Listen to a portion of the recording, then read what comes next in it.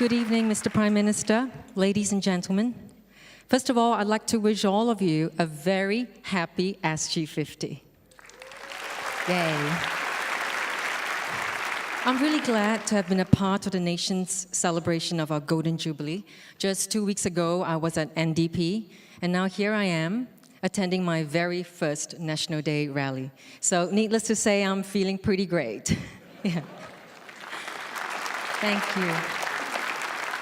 And now, more importantly, I'd like to thank you, sir, Mr. Prime Minister, and all of you present for allowing me this opportunity to do something I wasn't able to do in the earlier part of this year, when our beloved Mr. Lee Kuan Yew passed away and left all of us quite shocked and bereaved. Like many of you, as a Singaporean, I expressed my grief through the wearing of somber colors and in private conversations with family and friends. But as a singer, I felt compelled to pay a tribute to the late Mr. Lee through something I do best, which is through a song. So tonight, I stand here not so much to perform for you, which of course would have been a great honor, as to lead you in a song tribute to a man many of us loved and admired, and still love and admire. I have chosen a song that has magically and quite miraculously united all of us whenever we heard it or sang it together. I've been very blessed to have been given this song to sing at the National Day Parade way back in 1998. I hope that we can all continue to sing this song for many years to come, and that it will always serve to remind us that no matter our differences, we'll always be united by the fact that we call Singapore our home. So, ladies and gentlemen, if you will, please join me in the song Home. Thank you.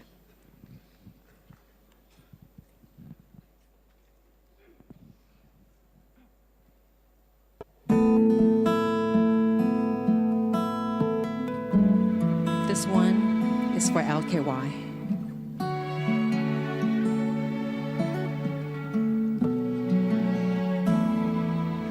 Whenever I am feeling low, I look around me and I know there's a place that will stay within me.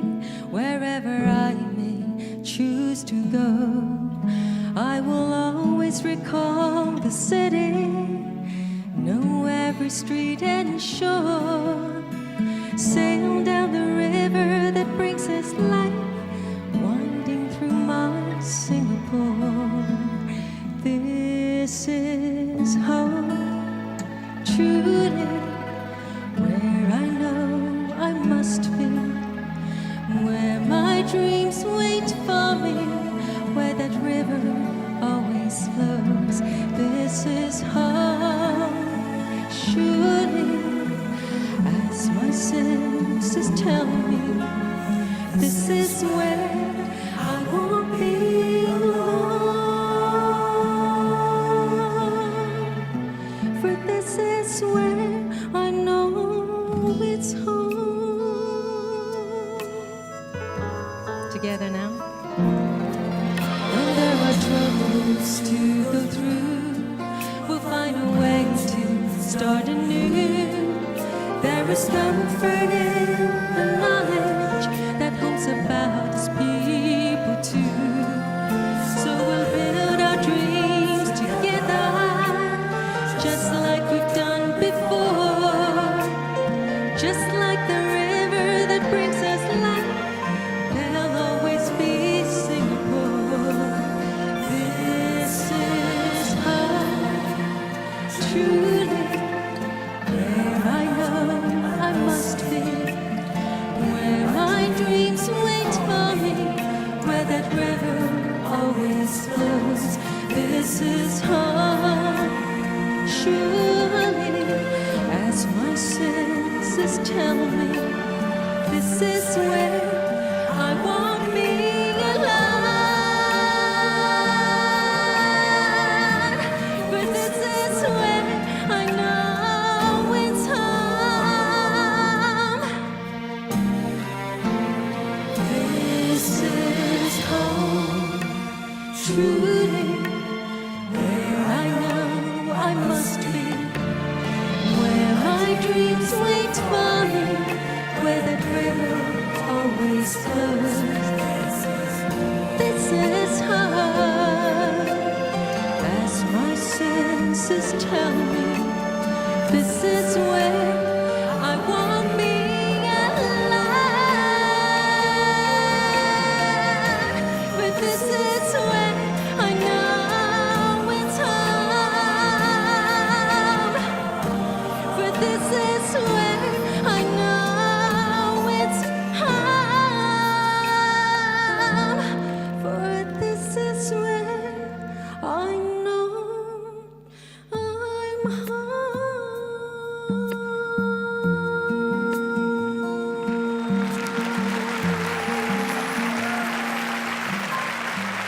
Thank you. Thank you, Ms. Kit Chan.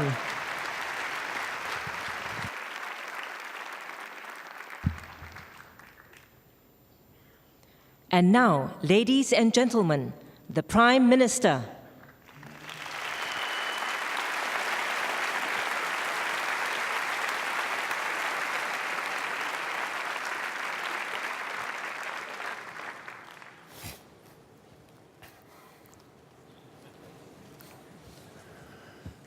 My fellow Singaporeans, good evening.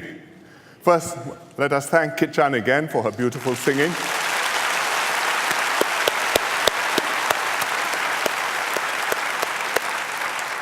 And also for dedicating her song to Mr. Lee Kuan Yew.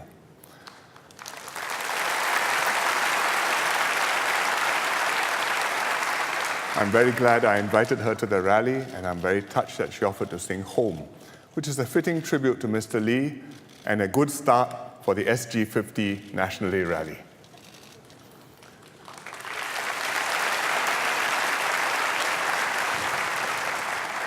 Two weeks ago, on the 9th of August, we celebrated our Golden Jubilee with a parade at the Padang.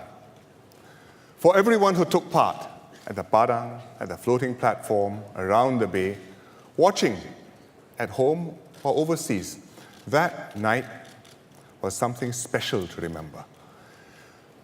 It wasn't just a birthday bash. We were celebrating something far greater. First of all, we celebrated our resolve to defend ourselves and to survive over the last 50 years.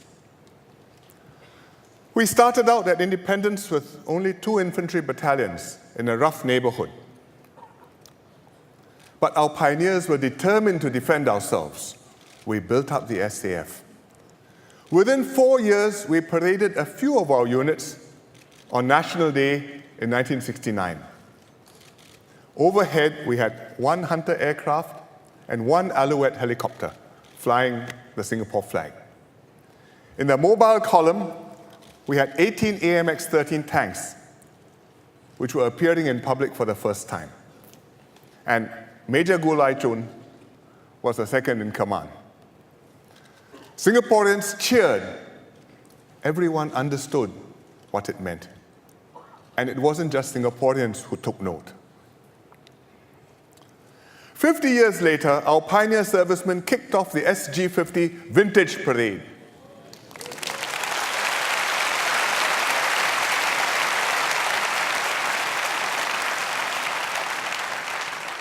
Right marker, Colonel Sui Boon Chai, first batch OCS.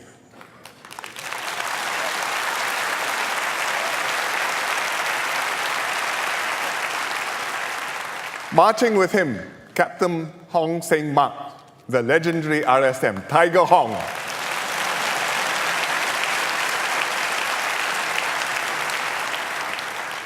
Ibrahim Bulat, who trained our first national serviceman.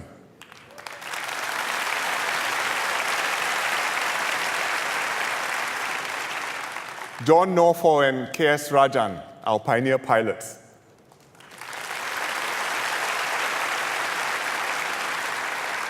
Chan Sek Sang, our first US Ranger trained commando.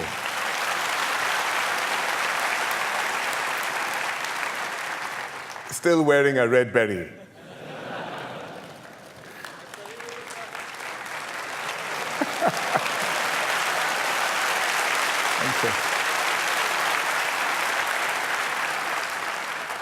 Encik Muhammad Saleh, Warrant Officer Class 1, Navy pioneer.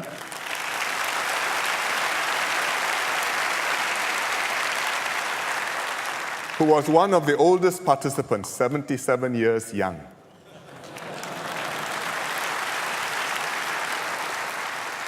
We had Corporal Philip Ng, a citizen soldier, NSF 4SR, 1972.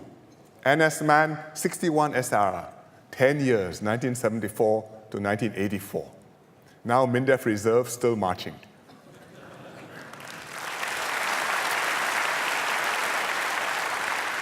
And many others too.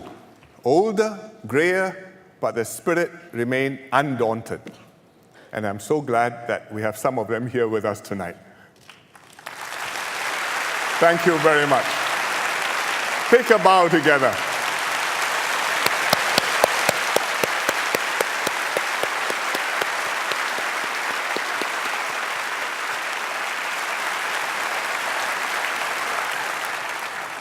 Above us, instead of one Hunter fighter, we had 20 F-16s flying across the Padang, forming the number 50, 50. A Chinook helicopter flew the flag, escorted by 2 Apaches.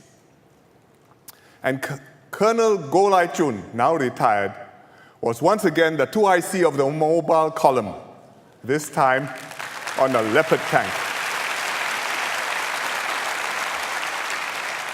That's him. Behind Lai Chun, 178 vehicles rolled past the City Hall steps. Tanks, artillery, AA missile launchers, special ops vehicles, hazmat vehicles. And completing the mobile column, we had 9 vehicles carrying 9 families. They were the pioneers who had served in the SAF and the home team.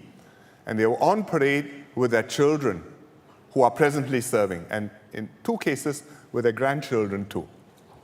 And here we have a family.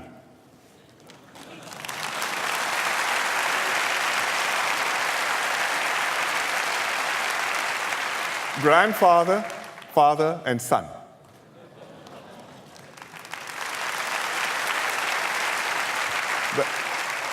The son is Corporal Tajul Isfahan, 22 years old, who joined SCDF full-time 3 months ago. The father is Senior Warrant Officer Muhammad Azlan, who is 48 years old, who is an SCDF Marine Command Specialist. And the grandfather, Mr. Slamet, 78 years old.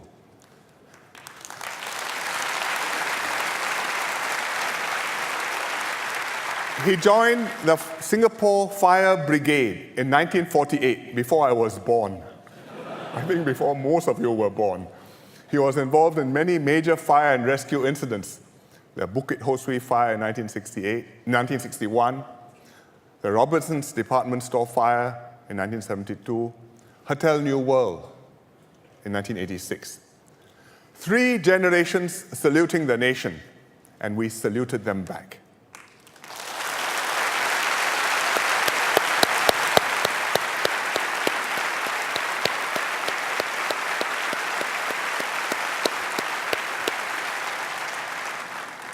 Secondly, on National Day, we celebrated how we had turned vulnerability into strength. We started off no hinterland and a weak economy. We depended on our entrepot trade, but our neighbors were building their own ports and sought to bypass us. Our workers were unskilled and anxious about their future, but we determined to make the world our hinterland. And the tripartite partners work together, work hard to create the best workforce in the world. The government, the employers, and the unions. We work together. Berry every year ranked us #1 in the world. And with that workforce, we made PSA and Changi the best in the world.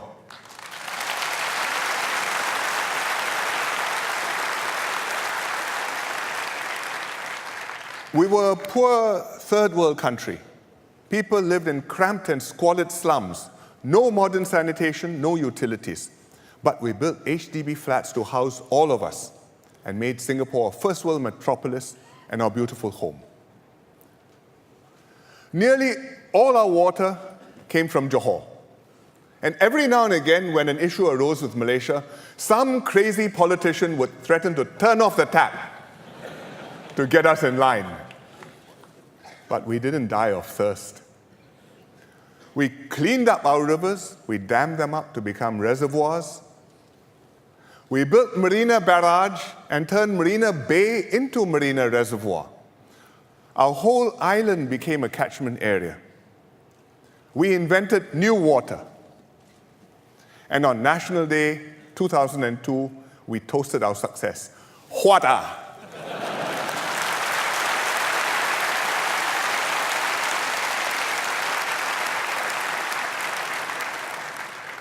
Thirdly, we celebrated our journey from third world to first as one united people. When we separated from Malaysia, we were not yet one people. Memories of the race riots were fresh and raw. The minorities were uncertain of their place in the new country. They saw what had happened in Malaysia. They wondered, will the new Singapore government keep its promise of a multiracial society? But 50 years on, we celebrate as one united people. On National Day, when the sirens sounded, we stood and recited the pledge together. Regardless of race, language, or religion, we sang, Majulah Singapura.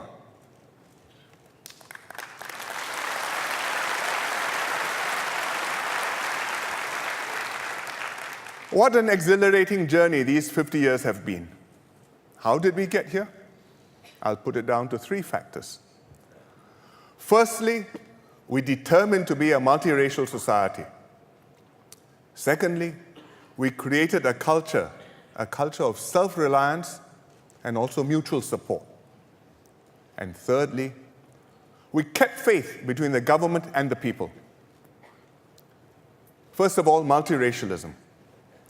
We separated from Malaysia because we believed in this ideal of a multiracial society. We believed that before race, language, and religion, we should first and foremost be Singaporean. That was the fundamental reason for our foundation as a country. So we came down hard on chauvinists and racial extremists. We built HDB estates where all the different races lived and mingled together. There are no segregated ghettos in Singapore. We made English our working language, and gradually all our schools shifted to teaching in English. We created GRCs so that minorities would always be represented in Parliament. And this way, we encouraged all the communities to come together and yet gave each community space to maintain their own cultures and their own ways of life. When delicate and awkward issues arose, we dealt with them together. For example, when we discovered a Jamaah Islamiyah group planning to set off suicide bombs in Singapore after 9/11, we handled it as one people. We didn't divide into Muslims and non-Muslims. But at the same time, we made the effort to bring everybody together and to ensure that every community could hold its own and not be left behind. So we set up self-help groups. The communities did, starting with Mendaki, later SINDA, then CDAC and AMP, and the Eurasian Association. And the government supported them. And so we progressed together. Therefore, for SG50, every community in Singapore is celebrating because every community has progressed with the nation. And each group is celebrating with the other groups because we're one united people. I've attended many SG50 celebrations this year. A Catholic Jubilee Mass at the indoor stadium, the SG50 Kita National Day Observance Ceremony here in this campus, led by the Malay Muslim organizations, but with other groups participating. A Buddhist celebration at the indoor stadium, a Protestant prayer event at the National Stadium, a joint concert organized by the Taoist Federation, the New Creation Church, and others at the Star Performing Arts Center. Here you see one of the items, a Chinese Kung Fu group performing with a Silat group. one function. At one dinner, I had sitting around my table representatives of all the world's major religions. And I posted a picture on Facebook. It showed the Rabbi of Singapore, together with the Mufti of Singapore, and Mr. Gurmeet Singh, a Sikh leader who was then chairing the IRO, the Inter-Religious Organization. Each had different dietary rules. Each was served food that met his religious requirements. But nothing stopped them from having a meal together and being friends together. In fact, they took a selfie together, which I also posted on Facebook, only in Singapore.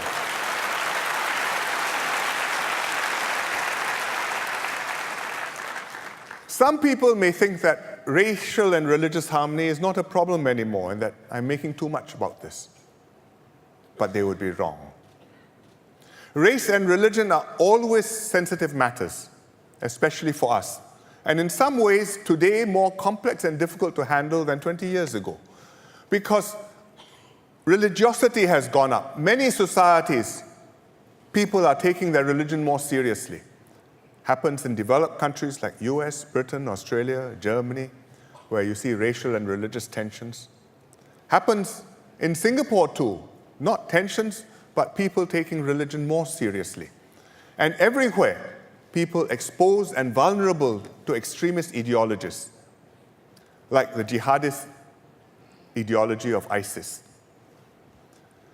We are a multiracial and multi-religious society, and we are always at risk of deep fault lines opening up. And we must never take our present happy state of affairs for granted. The second factor of our success, after multiracialism, is our culture of self-reliance and mutual support. We knew right from the start that to strike out and blaze a path on our own, everyone had to pull their weight and be counted. We couldn't afford free riders. And that's why Mr. Lee Kuan Yew exhorted us over and over again to become a rugged society. We don't use that term quite so often anymore, but our people must still be robust and tough, able to take hard knocks, always striving to be better. No one owes us a living, and we have to make our own way forward in the world. But a rugged society doesn't mean every man for himself. We are strong, even though we are small, because we are strong together. The ethos of our society is quite clear. If you work hard, you should do well. And that's good for you, and we should cheer you and celebrate it. But at the same time, if you do well, we expect you to help others. And everyone has to work together so that we succeed as one Team Singapore. And we've got to inculcate this ethos in our young people too. And that's why we encourage our children to play sports, to experience losing and winning together. That's why we send them on adventure learning and character education.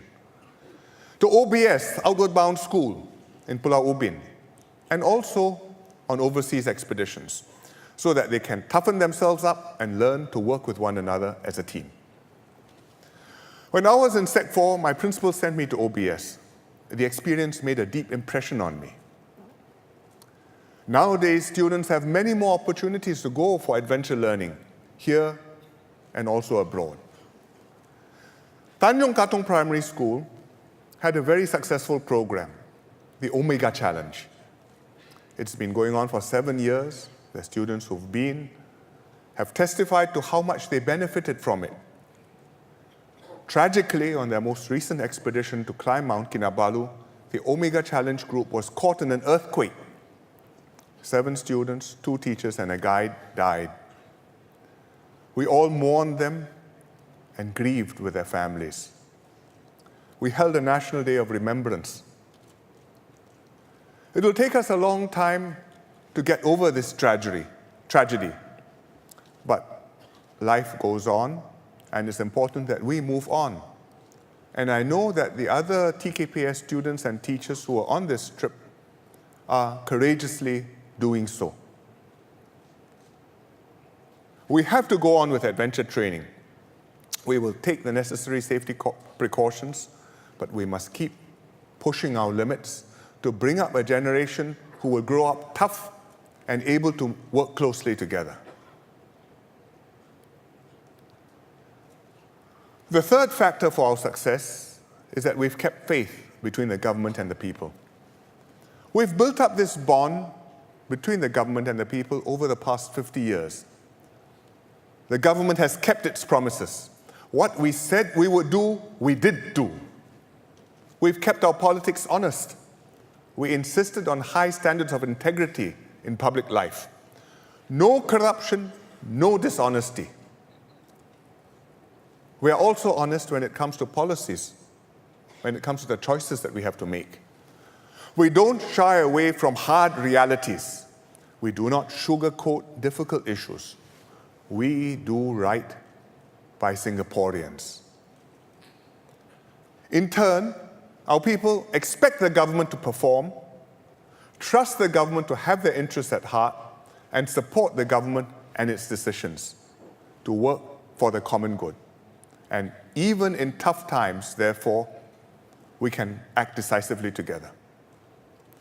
It was like this with our pioneer generation, for example, on the issue of land acquisition. The government needed land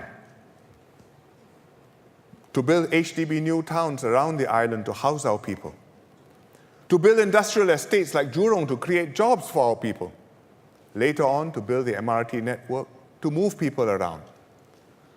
So the government passed laws to acquire land not at the market price, without paying market prices. It was tough for the landowners who suffered financial losses, sometimes more than once. It was tough for the households who had to be resettled. Lives were disrupted. Thousands, maybe tens of thousands, had to change their livelihoods. But if the government hadn't done this, we couldn't have housed our population, and we could not have transformed Singapore. So there were sacrifices, but in the end, it was for the common good, and everybody benefited. And I thank all those who sacrificed for this common good.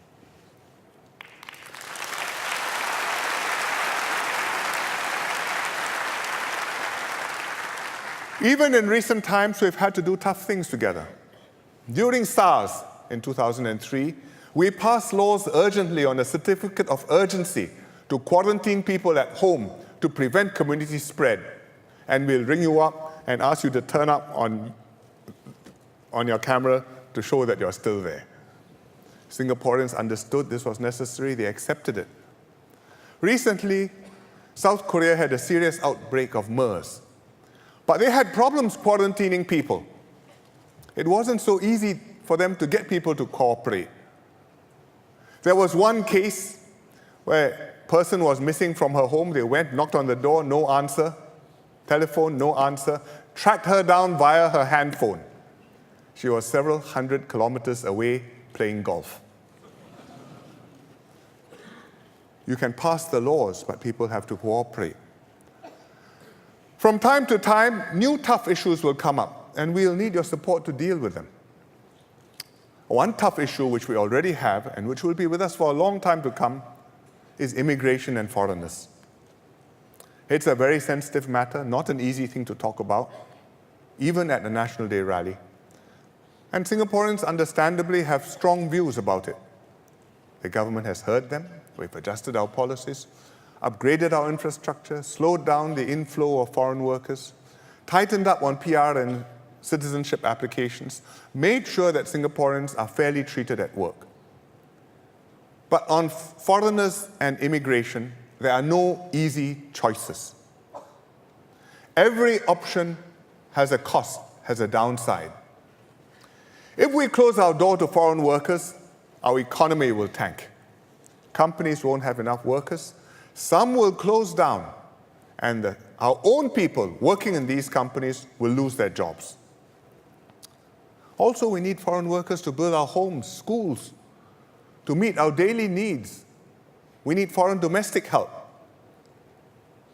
So we can't close our doors completely. On the other hand, if we let in too many foreign workers, our society will come undone. Singaporeans will be crowded out, workplaces will feel foreign, our identity will be diluted, and we just can't digest huge numbers. Therefore, we've got to find something in between, make a right trade-off. But even in between, there's a cost and there is a price and there is a pain. Companies will still find your costs going up. They'll have to pass some of these costs on to consumers. Things won't be as cheap. Companies will have to pass up opportunities too. When they can see the opportunities but can't get the workers, many companies will not be able to expand. And yet, because some foreign workers will still be coming in, there will be Singaporeans who will feel that Singapore is changing too fast and will resent having to compete with non-Singaporeans. So whichever option we choose, it will involve some pain. But I believe that I'm doing what Singapore needs and what best safeguards your interests. If I didn't believe that, I wouldn't be doing it. It's my responsibility to make this decision, to make this judgment, and then to act on your behalf. And having acted on your behalf, to account to you for the results and for the reasons why I decided the way I did. I think I owe it to you. You've elected me. This is my duty. I can't shirk it.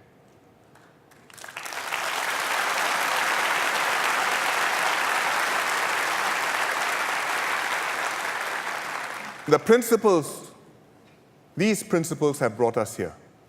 Multiracialism, self-reliance and mutual support, keeping faith between the government and people. These principles have made us special. They are not so easy to do, easy to say, not so easy to do. Very few countries have got it right. But by and large, we've got it right. And Singapore has to stay special. Because if we are just a dull little spot on the map, a smudge, we are going to count for nothing. We have to be a shining red dot. If we are soft and flabby, we are going to be eaten up. We have to be rugged. We have to have that steel in us. If we are divided, whether along racial lines or class lines, we can't survive. We have to stand as one united people. We have to progress together.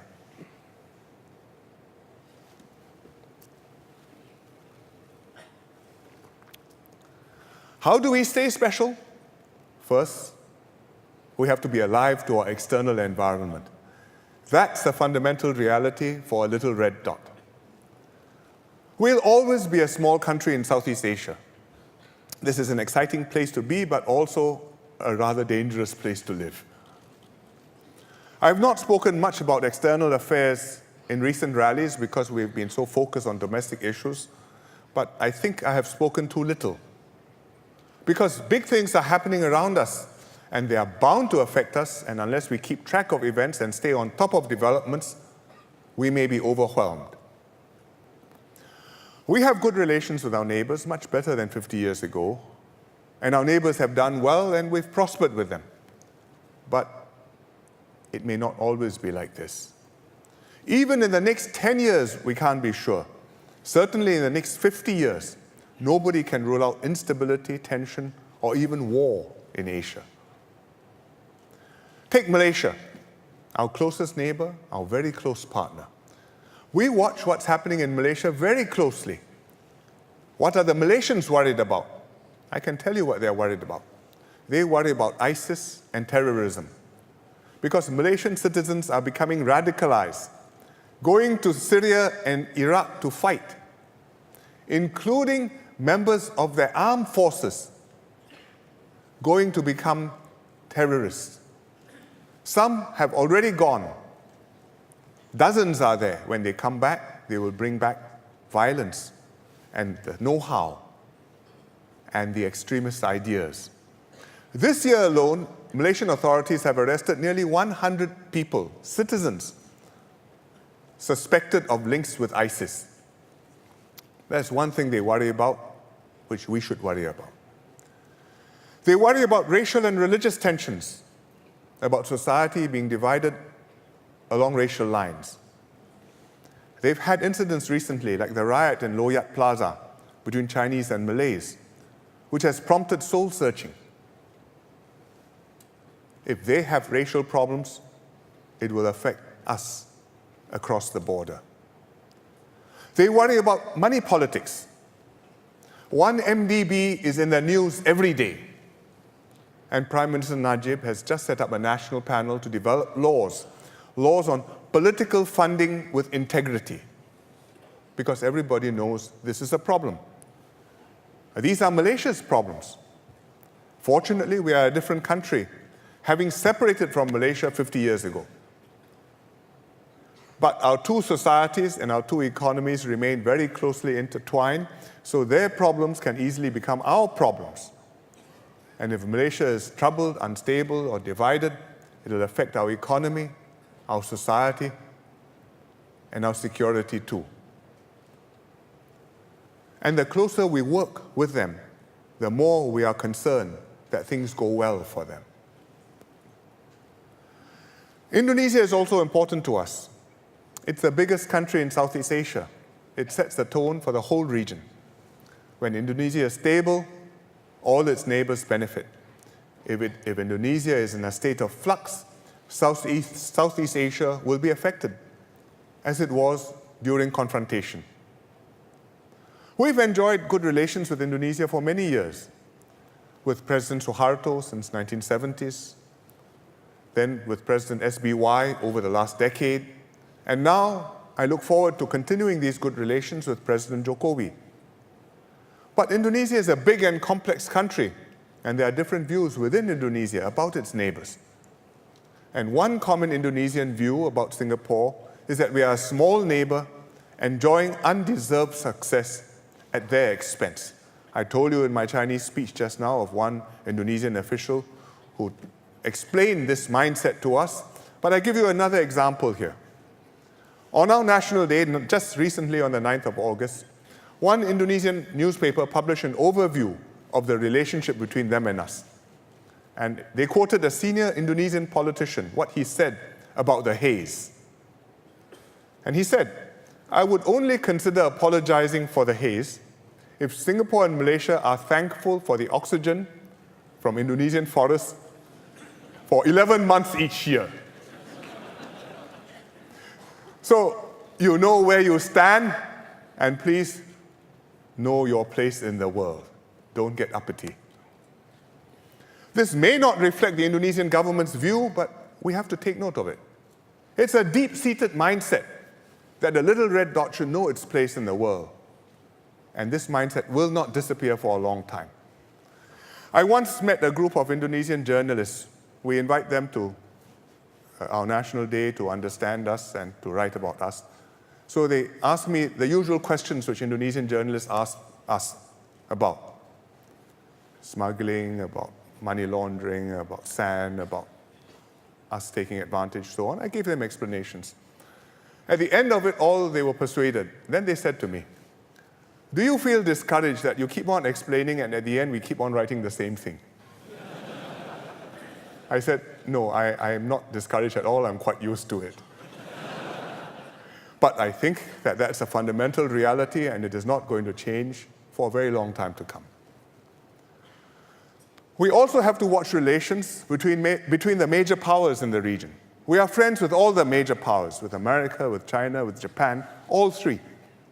And people are amazed that we can be friends with all three, and they ask, how is this possible?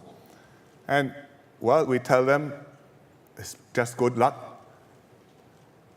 But partly, it's also because of adroit diplomacy, because we have good officers in MFA. But we have been lucky. We've been lucky that the big powers have been at peace with one another. And so we don't have to choose sides with one against the other. But will it be so easy to maintain this happy state of affairs in future? Will the stars always be so neatly aligned? What if the relations among the powers sour up or hot up? There could be a miscalculation, there could be a mishap, there could be a misunderstanding. If American and Chinese airplanes collide over the South China Sea, or Japanese and Chinese ships clash near the Diaoyu Dao or Senkaku Islands, then tensions will go up. Countries will press us to take sides. You are either with us or against us. Which are you? We will have to decide which are we. Not so easy to decide. And these are imponderables and risks which we have to be aware of, and which Ms. Lee Kuan Yew was very concerned that Singaporeans may not be adequately aware of, and wanted to speak about even into his extreme old age. It was that important to him. And it is, in fact, that important to us. We've been able to maintain our security and our standing in the world because we have a strong SAF, so others don't fool around with us. Because our economy is successful, so others find it worthwhile to cooperate with us. Because we have good diplomats and good leaders who talk sense, command respect, and can defend our interests abroad. And these are important advantages for a small country which doesn't have aircraft carriers to go sailing around, keeping the peace and keeping ourselves safe. And we must keep these advantages to sail through the next 50 years safely.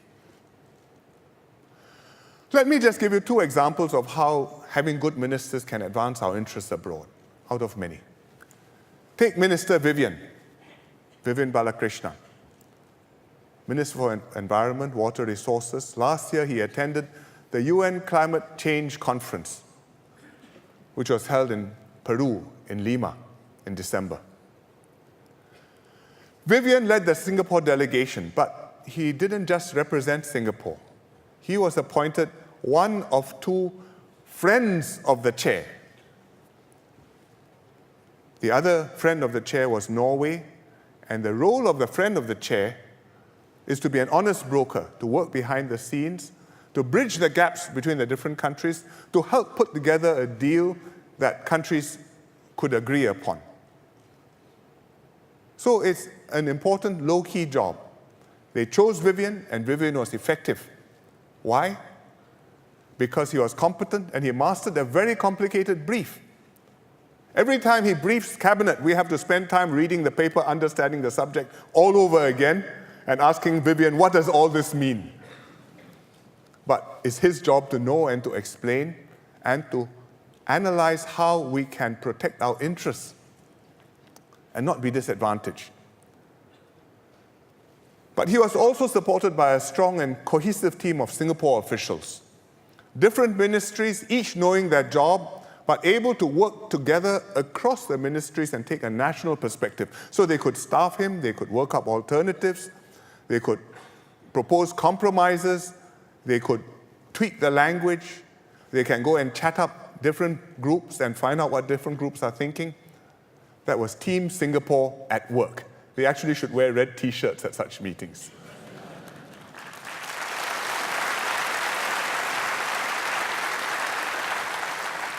Vivian and Team Singapore helped the Lima conference to reach a successful outcome. They had to overrun. I think they went on for another 36 hours. But in the end, there was a positive agreement. And in the process, the agreement also protected and advanced Singapore's interests. That's one example. I give you another example. These are all far away from defense, so people understand that even apart from armed forces, we have to be on our guard and know how to work with others to advance our interests. This next example is Lim Swee Say. Swee Say attends the ILO conference in Geneva every year, International Labour Organization. He used to go as SecGen NTUC. Now he goes as Minister for Labour, Minister for Manpower. This year he went in June. The Director General of ILO hosted a conference dinner. So dinner is meant to talk shop. And at dinner, many of the labor ministers shared the problems they face in their countries, all facing similar problems. Slow job growth, youth unemployment, stagnating wages, widening income gaps. It was a very miserable dinner. So Swee Say is never one for a miserable dinner. He decided to turn the discussion around and to focus on solutions and not problems. And he did it the way only Swee Say knows how to do it. He started by acknowledging we all face the same 3 D challenges, D for Delta. What's D? Jobs deficit, skills deficit, quality deficit. So 3 Ds. So everybody nodded, says yes. Then he said, we all want the same 3 F opportunities. Future. jobs of the future, skills of the future, career of the future. Everybody smiled. Then he concluded that the solution was to strengthen the 3 Ps, partnership between the partners. Partners, government, unions, employers. And he shared about Singapore's unique tripartite approach and sold a little bit of koyok for us. So when Sri Se had finished, the mood in the room had lifted and everyone was discussing solutions and not moping. And the Director General rounded up the discussion and proposed 3 cheers for Singapore.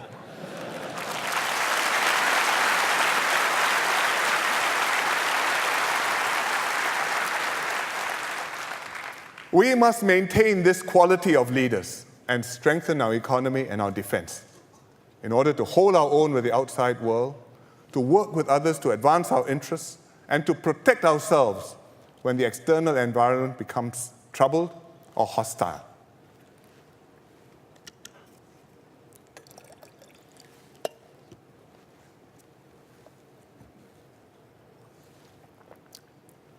The next thing we must do to continue being special is to keep on improving our education, not just in schools, but also lifelong learning. Because education enables our people to be self-reliant. Because our workers and students must stay ahead of globalization and technology.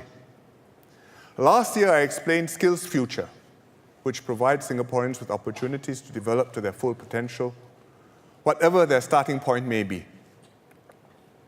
Since then, we've made some progress. For example, we have a Skills Future Earn and Learn program. It gives fresh ITE and poly graduates a head start in their careers. They can earn a full-time salary, at the same time learn new skills, and then upgrade to higher jobs. We've created the Skills Future Credit. So every Singaporean aged 25 and above will have initially $500 of credit in the account to spend on training programs throughout life. And from time to time, we will top up that credit. Tonight, I will tell you about another thing we're doing, which has to do with SIT, the Singapore Institute of Technology.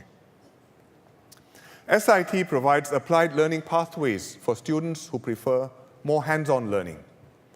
SIT awards its own degrees. It also awards degrees in collaboration with respected overseas partners. For example, TUM, the Technical University of Munich, or CIA, the Culinary Institute of America. It teaches you to cook, not to spy. Or DigiPen Institute of Technology, one of the top institutions for animation, computer engineering, and game design. SIT is expanding its intake so it can take in more poly students, more mature students. This year, 2,000 students already. Within 5 years' time, by 2020, 3,500 students. I visited SIT a few months ago at their campus at Dover Road. I met the students and staff. They were keen about their future, passionate about what they were doing. And the students relished the opportunities for internships to apply what they have learned and to show off their skills. And one such student is Chen Zhang Kai, who's 27. Zhang Kai is a late bloomer. When he was young, he played truant, he got into fights. He was streamed into EM3, almost failed his PSLE. So he took a longer path than usual. From PSLE, he went to normal tech, then to ITE, then to Nanyang Poly, then to SIT. Step by step, persevering, overcoming setbacks, climbing up. Last year, Zhang Kai graduated from SIT with a DigiPen degree. His final year project and portfolio were good. And a director of an animation studio came, saw it, was impressed, offered him an internship, and after that, offered him a job. So Zhang Kai has now landed himself a dream job as an animator. Well done, Zhang Kai.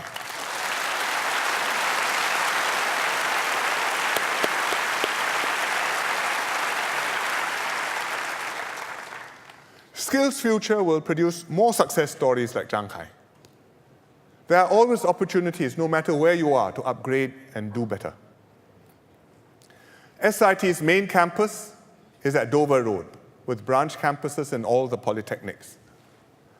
So we will bring all these branch campuses together and build one new centralized campus for SIT. And the new campus will be in Punggol.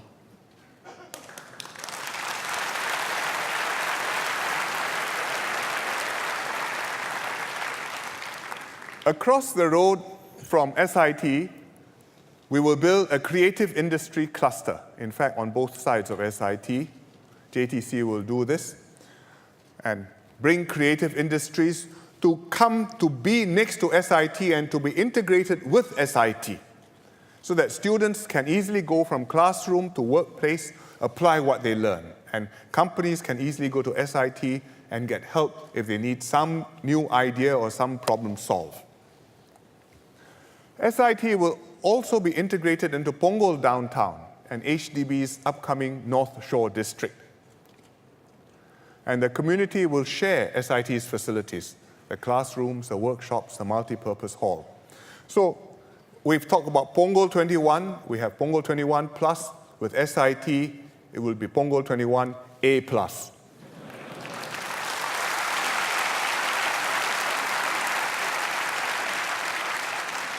And here's how the SIT campus will look like. SIT in the middle, and you can see the industry buildings on both sides. If you zoom in and take a closer look, you can see the university on one side, the industries on the other, and link bridges joining them up so people can go back and forth. This will come. It's a long-term effort.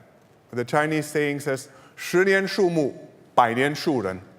10 years to grow a tree, 100 years to nurture a person. And when we go into Skills Future, this is our mindset. We are planting for the long term, planting seeds now to bear fruit many years from now. Of course, we'll also be planting real trees on the SIT campus.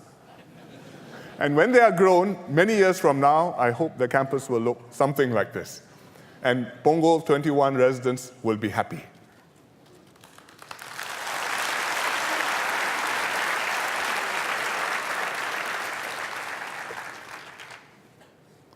While Skills Future creates more opportunities for Singaporeans, we'll continue to make sure that no one is left behind. There's an African saying which says, if you want to go fast, go alone. If you want to go far, go together. For the last 50 years, we've gone together and we've gone far. And that's what we must do for the next 50 years. HDB housing is one important way we make sure that we go together. We started the HDB home ownership program in the 1960s, and it's been a tremendous success. Today, more than 90% of HDB households own their flats. We are a nation of homeowners, and we've achieved something unique for our people. Home ownership and no ghettos or slums anywhere in Singapore. There's a true story about an IMF economist who visited Singapore, Indian economist. His name is Sudip. And he stayed at the Fairmont Hotel, high up, looked out, saw the beautiful city. He said, can't be. I want to find out how big this nice area around the hotel is. So he decided he'd get down, walk in one direction until he reached a not so nice area, turn around, come back, then he will know, well, Singapore is like so many other cities in the world with rough areas. So Sudip came down, walked and walked and walked and walked. He never reached a rough area. After 2 hours, he gave up and came back, astonished and impressed that Singapore had no rough area. In Boston, I did the same experiment from Harvard. Half an hour, I got there. And it's not unique. Every city is like that, except Singapore. In Singapore, no matter where you are, you live in a good neighborhood, you have good homes, you have parks, you have waterways, you can feel safe and secure, you can go jogging in the middle of the night, even if you are a young lady, safe. And this must always be the reality for all Singaporeans. HDB flats will always be affordable and accessible to all. In the last 5 years, we've made big moves in housing. We've stabilized BTO prices. We've launched 100,000 HDB flats, equal to 4 Clementi towns. We've shortened the queues for flats, so most first-timers can now choose a flat in a non-mature estate on their first try. And some of them say, please don't give me the flat so fast, I'm not ready to collect my keys yet. But we are going to do 3 more things in housing. First, for the higher-end households, we will make more Singaporeans eligible to buy HDB flats and ECs.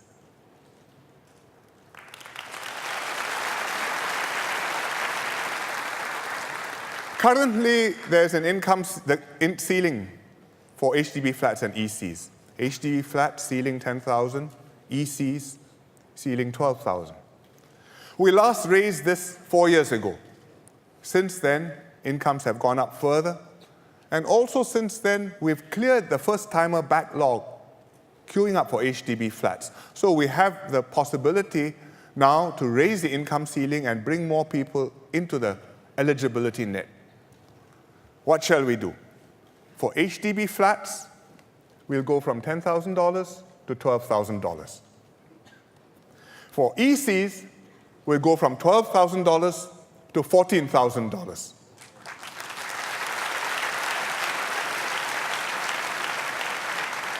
And this way, more households can buy HDB flats and ECs. Secondly, we will help middle and lower income households who are buying their first home, first-timers. We will make HDB flats more affordable for them. We have a complicated system of HDB grants. If you are buying a house, you know the details, but the gist of it is they are weighted towards those who earn less. So if your income is, the less you earn, the more generous our grants. The more you earn, you may still be eligible for an HDB flat, but I think you can pay for a bit more of it yourself. So we will enhance our grants, which help the lower and the middle income households buy flats. The way we do that is we have the Special CPF Housing Grant, which is called the SHG, Special CPF Housing Grant. We will extend the SHG to cover more households. Right now, the SHG has an income ceiling, which is $6,500. And that's half of all households. And we'll raise this ceiling to $8,500, so that 2/3 of households will qualify for the SHG. We will also increase the amount of the SHG, because currently the maximum amount is $20,000, and we will double that to $40,000.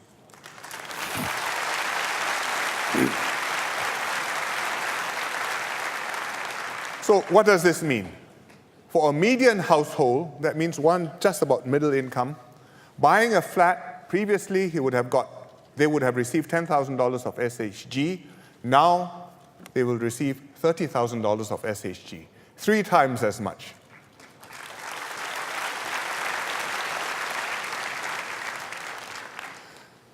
The third thing we'll do is to help those in rental flats, to help them to own their flat.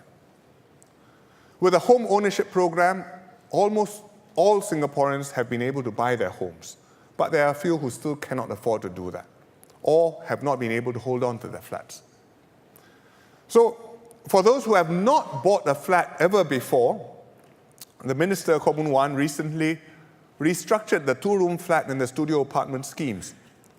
And after the restructuring, I think that will help. It's more flexible. It'll be easier for people to buy their first flat, a 2-room flat.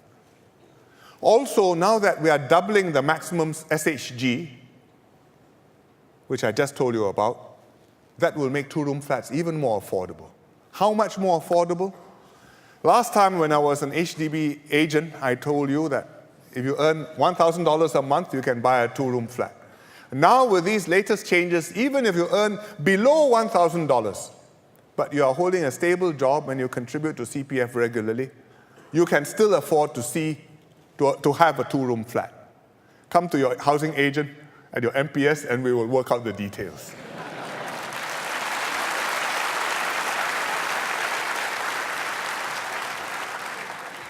There's another group of rental tenants who are more difficult to help, more tricky to help. And these are the ones who have bought a flat before, sold it, and now they are back in a rental unit. They've already benefited from previous HDB subsidies. So the government can't just give them another grant to buy another flat. Otherwise, there's no end, and it wouldn't be fair to others. So these households find it particularly difficult to afford another flat. Also, these households often have many different problems: jobs, relationships, children's education, sometimes drugs. And their housing problem is a result of their other problems. It's not a house being an issue, but because their lives are not in order, so the house is a consequence of the mess. I'm very concerned about the future of this group, because without help, they may be permanently out of reach of getting a flat of their own. And they'll be trapped in poverty, and their children will be affected. And you perpetuate the cycle into the next generation. So we've studied this problem at length. I think there's a way we can help these families to start afresh and to own their homes again. And we've got a scheme to do this, which we will call the Fresh Start Housing Scheme. What will the Fresh Start Housing Scheme do? It will help second-timer rental households own a two-room flat. The flat will have a shorter lease. The flat will have stricter resale conditions. That can make it more affordable and also maximize the chances of people holding on to it and not just flipping it. But it's not just providing a flat. It's also supporting the family with counselors to guide them to solve their problems holistically, all aspects: jobs, school, drugs, family relationships, planning for the future, saving for the future. The family has to play its part, show that they're putting their lives in order, determined to get back on their feet, committed to putting their children through school. Then, if they show that, and with all these extra arrangements, I think we can justify providing a grant for them, a Fresh Start housing grant, to help them pay their flat. So it's not without conditions. You have to do your part, but you do your part, we help you, you have a second chance. And over time, with guidance, with help, through this scheme, you can own your own homes again. You have something to work towards, aspire to, and achieve for yourself, for your children.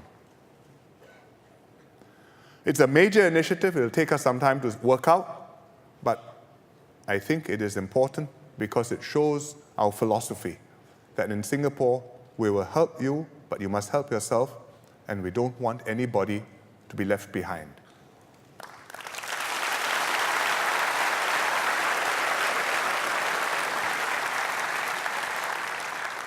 Finally, we have to manage our population issues well.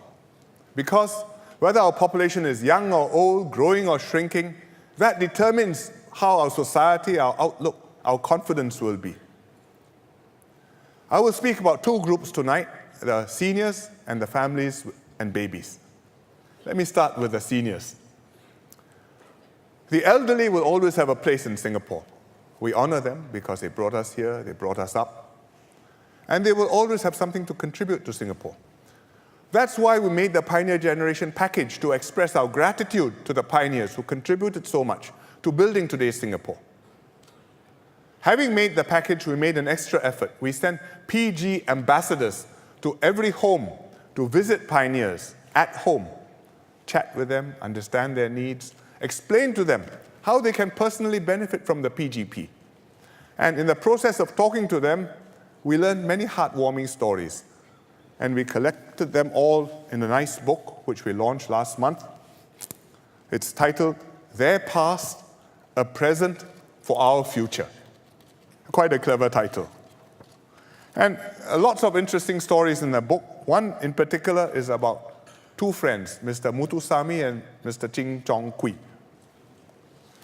Mr. Muthusamy is 69 years old. Mr. Ching is 81 years old. They've been neighbors and close friends for 10 years. Muthu lost his leg long ago in a traffic accident. Mr. Ching, who is 81 years old, takes care of Muthu, looks after his plants, changes light bulbs for him, drives him to medical checkups. Mr. Ching speaks Mandarin, Muthu speaks English, and they talk to each other in Malay.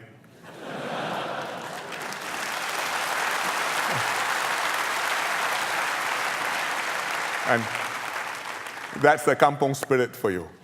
Muthu and Mr. Ching told our ambassadors that they are very happy with the PG package and with the PG card because Muthu benefits directly from it.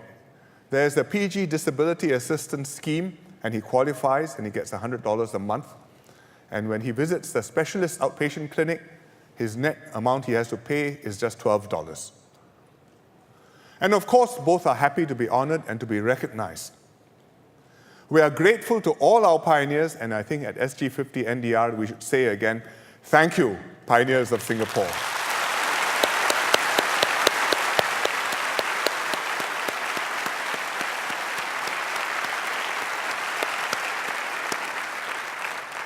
The senior citizens, I know what you are thinking, who are not quite as old as the PG, you are also very much on our minds. So when we did the PG package, we also did a special package of MediSave top-ups for those who are slightly younger, didn't quite qualify like me. But I think what many seniors really want isn't a package, but to age well.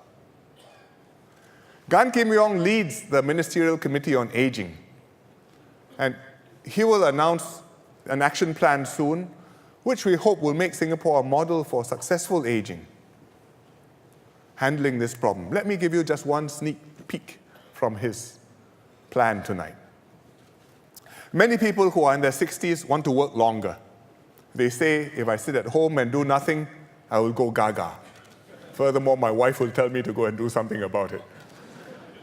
So we raised the re-employment age to 65 3 years ago, and the unions and the workers were very happy.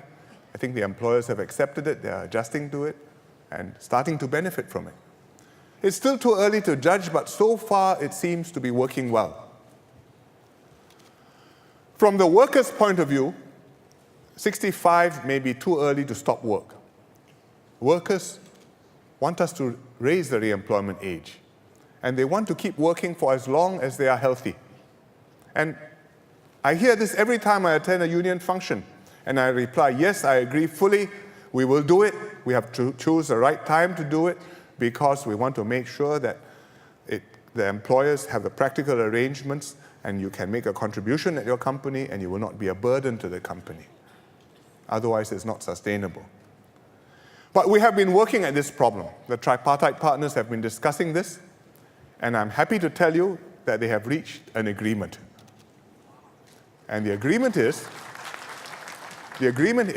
that we will pass legislation to raise the re-employment age from 65 to 67.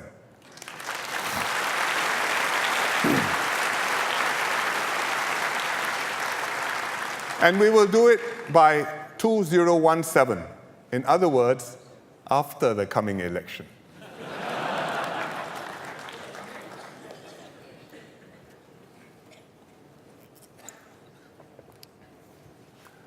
Now let me talk about families and babies. We discuss these as policies and what should we do, rules, incentives, but at the root of this is not policies, it's people, families and their children. Our families are what make life meaningful for many of us, and our children are what will ensure that Singapore will have a future. In fact, our children are the reason why we want Singapore to have a future, for them. And so we decided on a baby jubilee gift for SG50 babies. And you can see some of the things down here. A box, the strap, some t-shirts, and some other diaper holders. I'm glad to hear from Grace Fu that we've given out almost 20,000 SG50 packets this year, including one to Tin Pei Ling.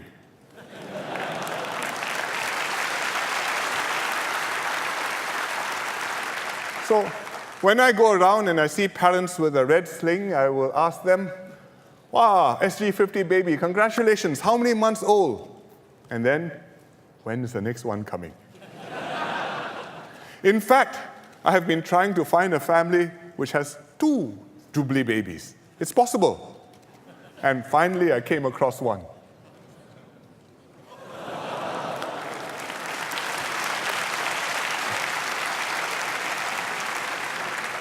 Introducing Charlotte on the left and Colette on the right, twins born 3 weeks ago.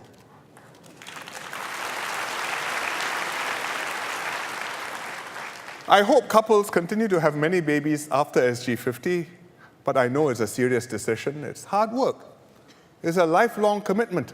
You sacrifice your time, your sleep, you have to buy milk powder, diapers, and parenting goes on for many years, well after your children have supposedly grown up. Having a child is a major responsibility, but we'll help you. Because every Singapore child is precious to us. Because each one is a member of our Singapore family. So when I speak about families at the rally, I always try to do something to make it easier for parents to have babies. Not just practical help, but also signals to change mindsets and attitudes.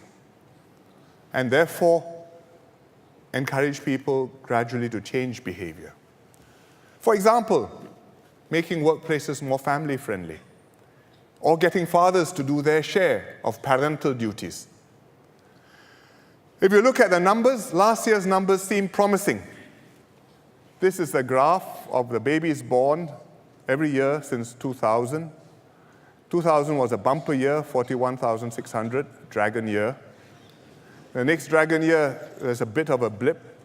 But what encourages me is that this year, 2014, not a dragon year, but almost as big as a dragon. And if you look back, it's almost 10 years since we've had that many babies in 1 year. So it's not bad. And I expect this year we'll have about the same number as 2014. On National Day this year, we had a record number of babies born, 129. 9th August babies.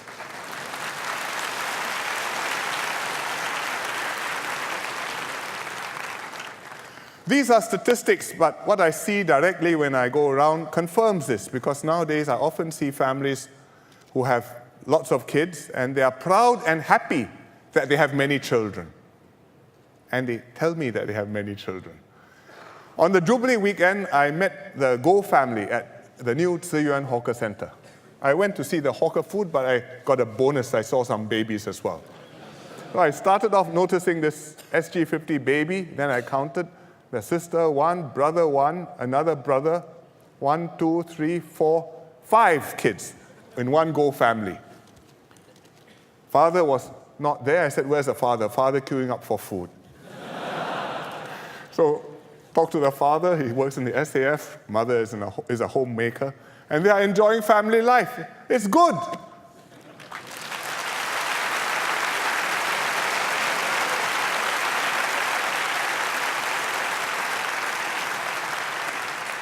So I think this is a good time to give our families and babies' efforts an extra push.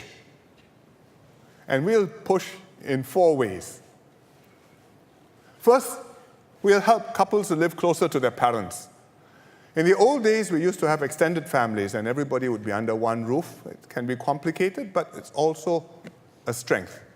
Now people live in nuclear families, but many couples still want to stay with their parents or near their parents.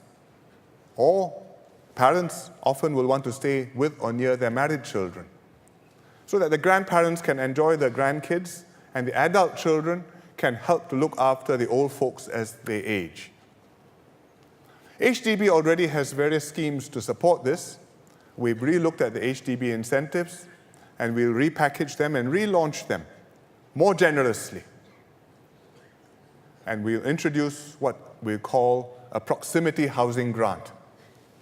What is the proximity housing grant? It's for every Singaporean household, whether first-timer or not, you will be eligible. And you can get it when you buy a resale flat with your parents or near your parents. Or you buy a resale flat with your married children or near your married children. You can get the proximity housing grant once. But MND will work out the details and will announce them soon. Secondly, we'll enhance the baby bonus. We'll increase the amount of the bonus to help cover a little bit more of the child raising costs during the child's infancy. And I think that will help because I hear mothers telling me that milk powder is expensive. Well, that is so. This will be a little bit of assistance. Also, the baby bonus is presently just for the first 4 children. So we will now give it to every child.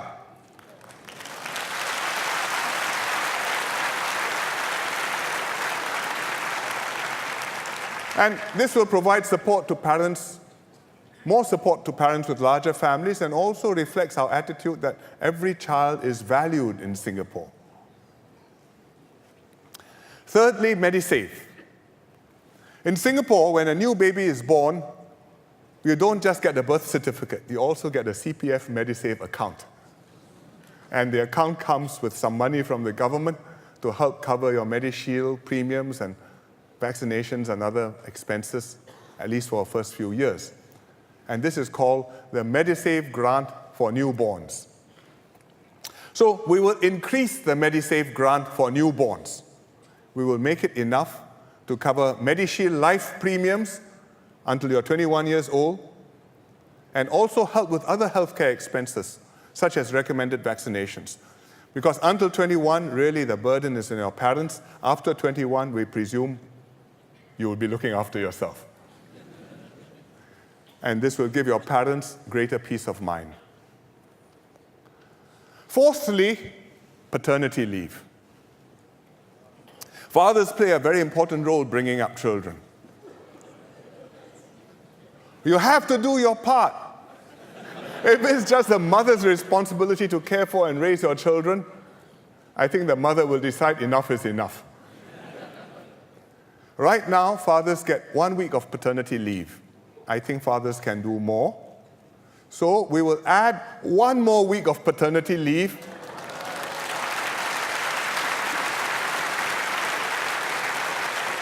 making 2 weeks. Don't go and play golf. Please use it to take care of your kid. The government will pay for this 1 extra week.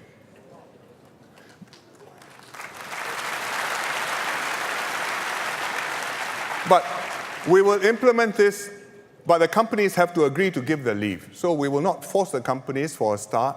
We will implement this on a voluntary basis to give the companies, to give employers time to adjust. And then after a few years, we'll look at the position again. Of course, the public service, the civil service, will volunteer straight away.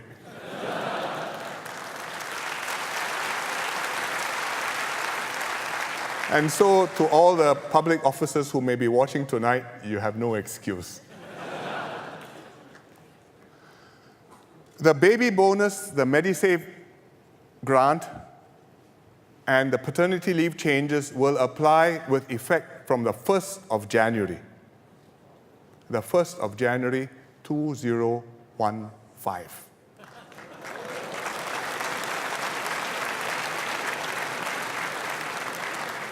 Because this is a Jubilee year, I think we should give all the Jubilee babies this little hong pao.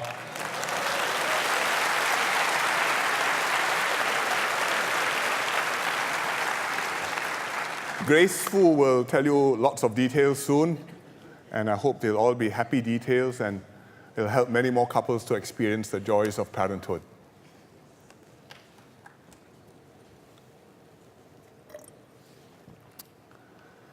For Singapore to continue to do well, we must have that resolve to defend this land.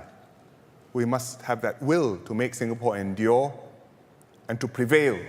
And we must stand as one united people, regardless of race, language, or religion. After 50 years, this faith, this sense of togetherness and purpose is stronger than before. The Singapore spirit ignites when we celebrate our successes together. When our athletes made us proud at the SEA Games, like Shanti Pereira, who won our first sprint gold in 42 years.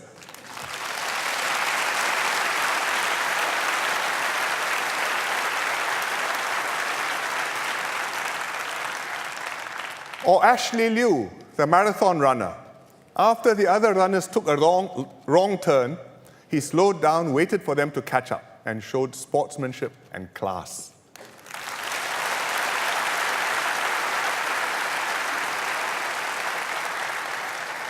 The Singapore spirit shines when we help one another in times of need. When we were beset by severe haze in 2013, many people came forward to distribute masks and help the less able. When a man was run over by a truck recently, people rushed forward to push the truck, lift it up, help the man out. After a bomb exploded in Bangkok last week, Singaporeans living in Bangkok contacted the embassy to offer help. Our spirit shone brightest when Mr. Lee Kuan Yew passed away. Hundreds of thousands lined up day and night to pay their respects at Parliament House and at many community tribute sites. Mr. Lee's passing brought out so much in us. People queued patiently, they let children and seniors through. Businesses provided free chairs and refreshments to those queuing up. Volunteers helped out, distributing umbrellas, food, drinks. And when the gun carriage carried Mr. Lee on his final journey from Parliament House to the UCC, the University Cultural Centre, tens of thousands lined the streets. And then it started to rain. What would we do? Everyone stayed put. It was like the 1968 National Day Parade when it poured on the parade after it had formed up. The funeral procession started on time into the pouring rain. I was deeply moved to see the crowds stand their ground, paying their last respects to Mr. Lee. Teardrops and raindrops fell together. For all of us, this was a historic moment shared as one Singapore family. We were mourning Mr. Lee's passing, but also affirming what he stood for and celebrating what he had achieved. That day, something changed in us. Our shared moment of sorrow bonded us. Now we don't have to struggle to find words to define the Singapore spirit or to say what being Singaporean is. Now we know that we are Singaporean.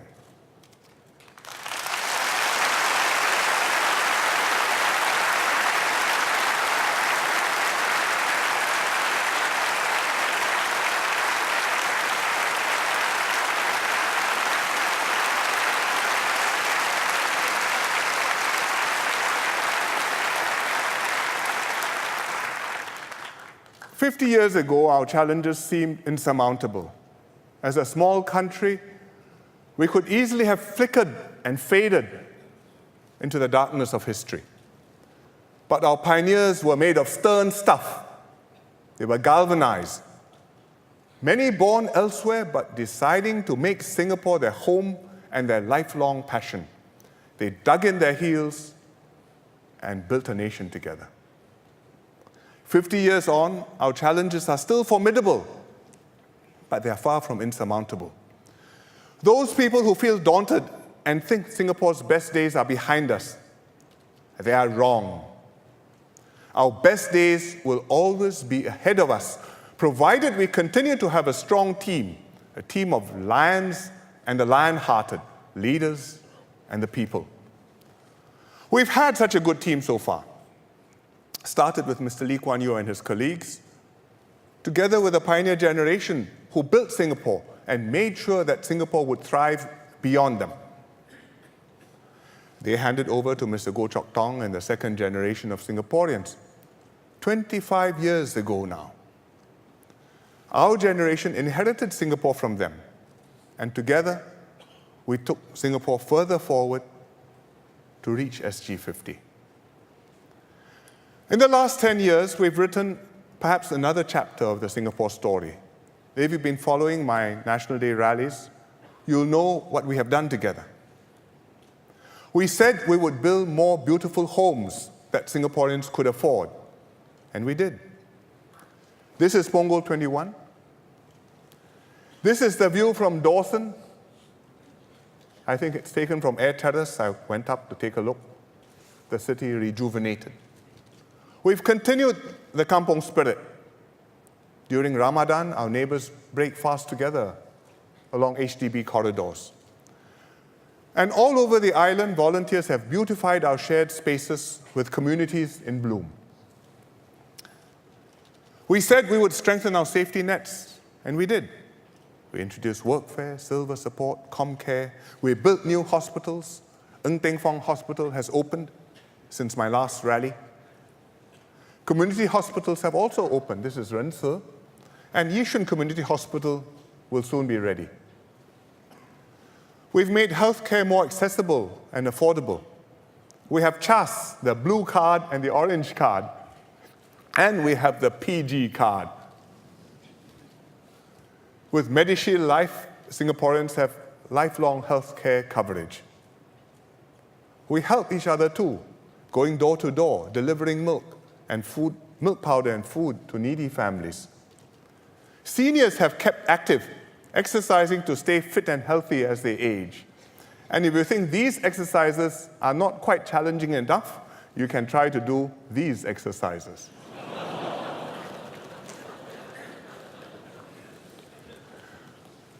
We said we would create more pathways for children to chase rainbows, and we did. We built Northlight and Assumption Pathway for students who fail their PSLE because we believe in our young and we will never give up on them. We built the School of the Arts, the Sports School, the School of Science and Technology to cater to varied talents. We built first-class campuses for our ITE colleges, including ITE College Central, where we are now.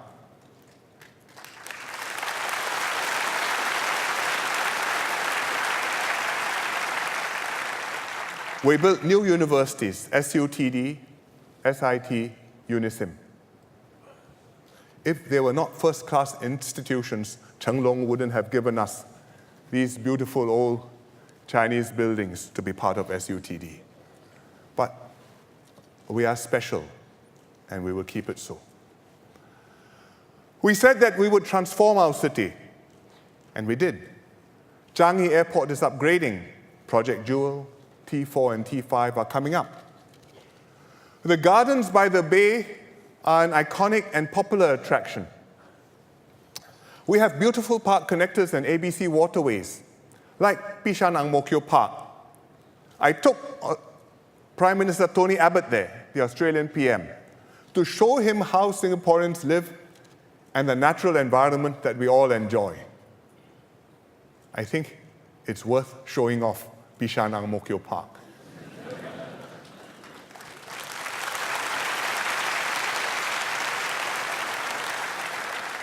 Our volunteers have been active too, preserving nature and heritage on Pulau Ubin, keeping our rivers clean. We said we would transform Marina Bay, and we did. This was Marina Bay 2005, with Marina South still empty land. And at my rally that year, I promised you that on our Jubilee year, by our Jubilee year, Marina Bay would be special. And this is Marina Bay today.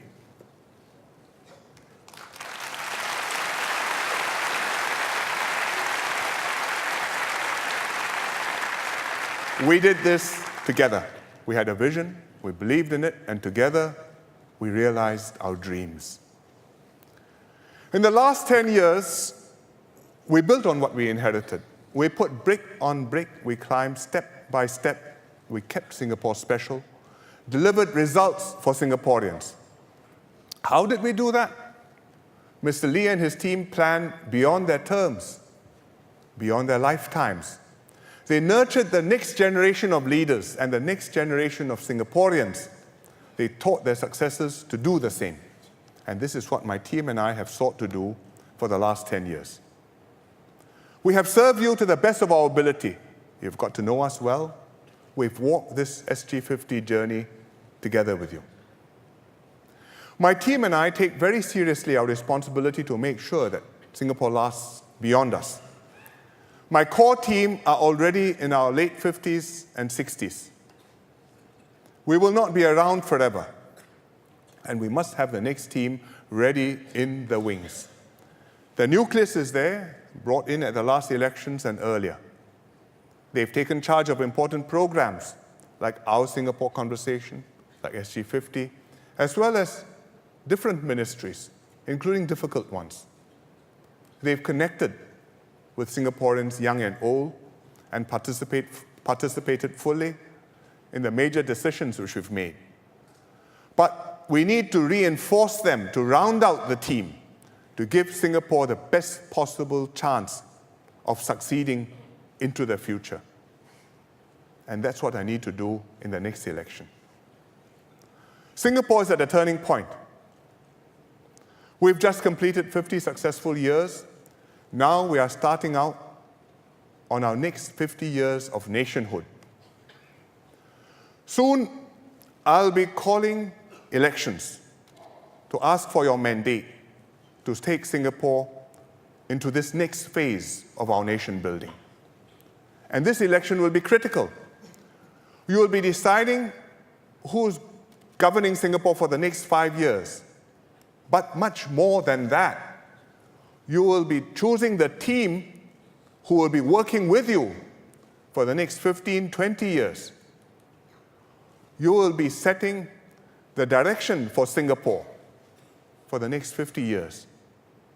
You will be determining the future for Singapore. What will this future be? Will Singapore become an ordinary country with intractable problems? Slow, even negative growth, overspending, heavy burdens for our children, gridlock government, unable to act? So many examples around the world. Or will Singapore always stay special for our children? A multiracial society strengthened by diversity, not splintered by divisions. A rugged society where everyone strives to do his best, but looks out for his fellow men. A people who live up to our song, one people, one nation, one Singapore. If you are proud of what we have achieved together, if you support what we want to do ahead, the future that we are building, then please support me, please support my team. Because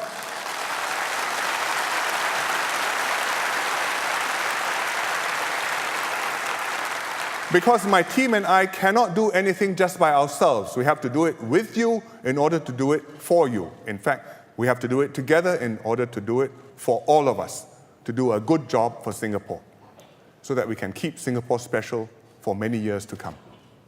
Another 50 years. Can I be sure that Singapore will still be doing well, still be special come SG50? Nobody can be sure. Nobody can promise that we will all live happily ever after.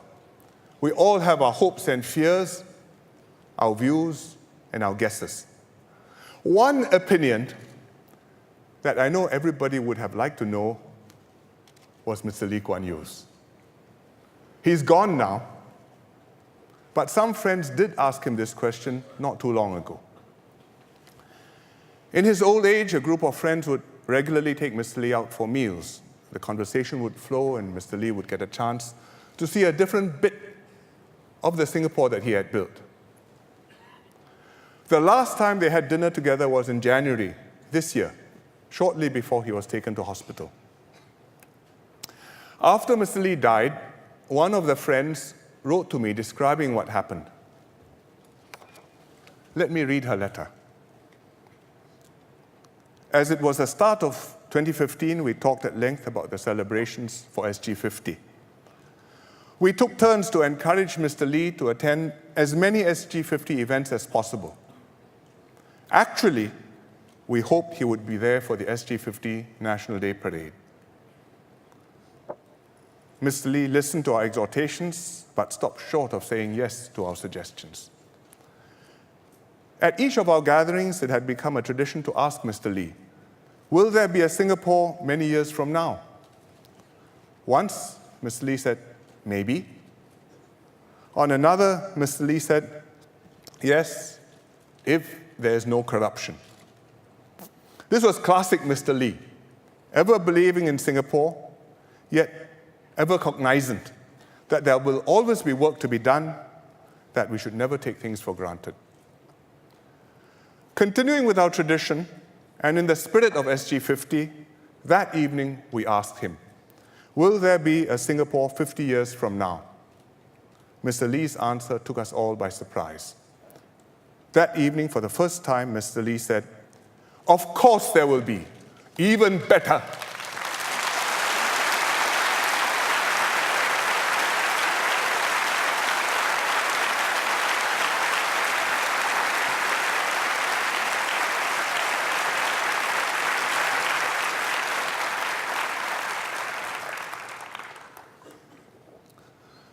Mr. Lee didn't make it to the SG50 NDP, but we were happy to have 3 surviving ministers who signed the separation agreement at the parade. Encik Osman Wok, who is here with us this evening, and Mr. Ong Pang Boon, and Mr. Jek Yun Tong.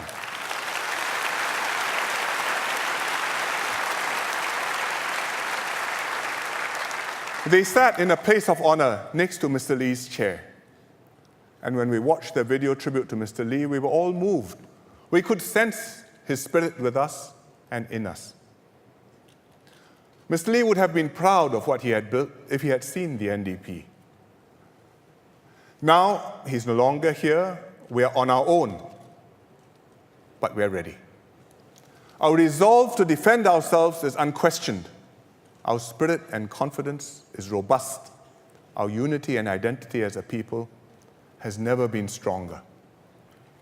At the NDP, we showed the world what stuff Singapore is made of. For me, there were 2 special moments in a memorable parade. One was when Kit Chan sang Home. She sang beautifully, she always does. But what most amazed me was the singing from the crowd. All round the Padang, we could hear our voices lustily singing, "This is home, truly." And never before have we done that. The second moment was after the parade. The last item, the kids were in bright LED costumes, putting on an energetic and spectacular performance. I went down to the Padang afterwards to meet them. They were in high spirits. Their faces shone with excitement and hope. I thought to myself, these are the faces of the future of Singapore. 50 years from now, SG100, they will be about 60 years old, still vigorous with many more active years ahead of them. And I hope they'll be back at the Padang, celebrating again, remembering SG50, congratulating one another on how much they have done, on how far they have come, and looking at more young, radiant faces of children and many grandchildren, and singing, Majulah Singapura. Thank you very much.